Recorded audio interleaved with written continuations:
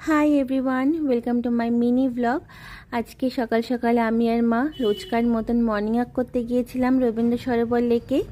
যেদিন আমি ওয়াকে যাই সেদিনটা আমি অনেক রিফ্রেশ ফিল করি আর অনেক এনার্জেটিক ফিল করি।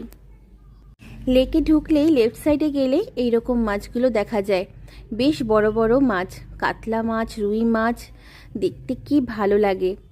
এটা কিন্তু অন্য সাইডে, লেকের অন্য সাইডে কিন্তু দেখা যায় না। ভেবেছে আমি খাবার নিয়ে এসেছি, কিন্তু আজকে আমি ওদের জন্য খাবার নিয়ে আসিনি। অনেকে বিস্কুট, পাউরুটি, মুড়ি নিয়ে আসে। দেখুন সব কটা মাছ আমার দিকে এসে গেছে, ভীষণ ভালো লাগে দেখতে। তারপর হাঁটা হয়ে গেলে লেকের সামনেই বাজার বসে, ওখানেই মা আর আমি বাজার করে নিলাম। তারপর বাড়ি ফিরলাম।